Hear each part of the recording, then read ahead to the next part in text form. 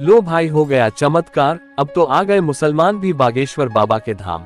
दोस्तों, आपने एक से बढ़कर एक सेलिब्रिटी को बागेश्वर धाम के दरबार में आकर माथा टेकते हुए देखा होगा, लेकिन जो समाज बाबा के खिलाफ हमेशा खड़ा रहता है और उन्हें मारने की और उनके दरबार को नष्ट करने की धमकी देता है, आज इसी समाज के लोग बाबा के दरबार में बैठकर उनकी कथा सुन रहा है। लेकिन आखिर ये चमत्कार हुआ कैसे, और जब मुसलमान दरबार में पहुंचे तो उनके साथ क्या किया गया? आज की इस वीडियो में हम आपको सब कुछ बताने वाले हैं, बस हमारी वीडियो को एंड तक देखिएगा। धीरेन्द्र शास्त्री एक ऐसा शख्स जिसने मात्र 26 साल की उम्र में पूरे भारत को अपना कायल बना रखा है।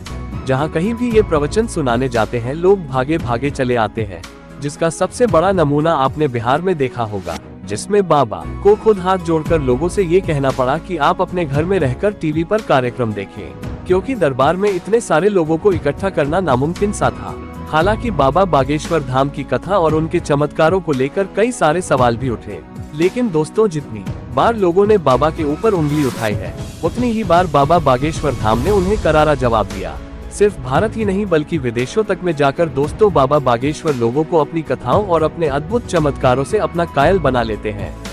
लेकिन फिर भी बागेश्वर बाबा का विरोध करने वाले लोगों की कमी नहीं हुई। लोग लगातार इन्हें ढोंगी पाखंडी कहते जा रहे थे। खासकर के दूसरे धर्म और समुदाय से ताल्लुक रखने वाले लोग तो बाबा को सीधा निशाना बना रहे थे। लेकिन वो कहते हैं, ना अंधस को हो ना हो, इंसान को सही रास्ता मिल ही जाता है। तभी तो बाबा के दरबार में एक ऐसी चीज हुई जो आज तक कभी भी देखने को नहीं मिली। उनके दरबार में रामायण और हनुमान जी की कथा सुनने के लिए कोई और नहीं, बल्कि मुस्लिम समुदाय के लोग दरबार में बड़े आनंद से बैठे हुए नजर आए और बाबा की कथा सुन रहे हैं। अगर आपको मेरी बात पर यकीन नहीं आता तो आप अपनी आंखों से देख सकते हैं कैसे यहाँ पर दर्जनों की संख्या में मुस्लिम भाई बैठकर बाबा की कथा सुन रहे हैं। और हद तो तब हो जाती है जब इनमें कुछ लोग कहते हैं कि हम बाबा का कार्यक्रम हर रोज टीवी पर देखते हैं, इनके द्वारा कहे गए प्रवचन सुनते हैं, ये सब करके हमारे मन को शांति मिलती है।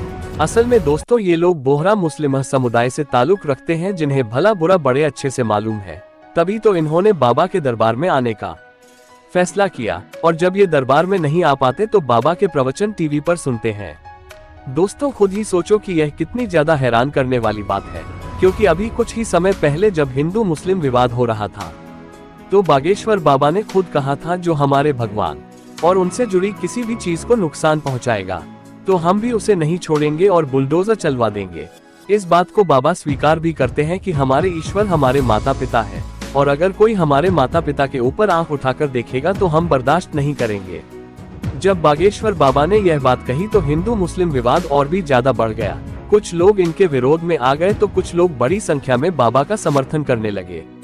यहाँ तक कि जब बाबा बागेश्वर धाम बिहार गए थे तो लालू प्रसाद यादव के बेटे ने तो ये तक कह दिया था कि अगर धीरेन्द्र शास्त्री हमारे यहाँ आकर आपस में लड़ाएंगे तो हम उन्हें एयरपोर्ट से ही भगा देंगे।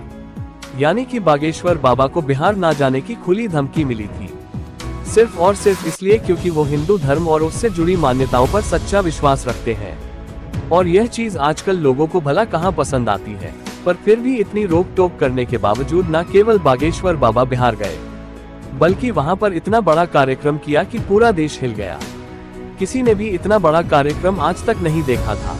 धीरेन्द्र शास्त्री ने कहा कि अध जल गगरी छल कत जाए, कि आधा ज्ञान हमेशा उबलता रहता है। इस तरह के लोग बहुत ही बुरे काम करते हैं। यही कहना था कि जो लोग दूसरों का बुरा सोचते हैं, मन में छल कपट रखते हैं, ईर्ष्या करते हैं, वो कभी भी सुखी नहीं रहते हैं।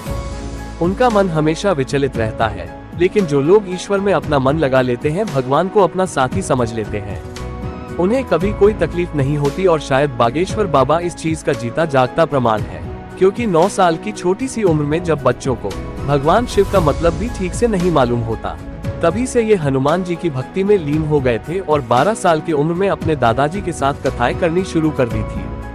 दोस्तों, ये सब कुछ एक दिन में नहीं हुआ, बल्कि बाबा सालों से हनुमान जी की भक्ति करते चले आ रहे हैं, और उसी का परिणाम है कि वो एक ऐसी अलौकिक शक्तियों के मालिक हैं, जिनकी मदद से बाबा किसी की भी तकलीफों को जानकर उनका समाधान निकाल लेते हैं।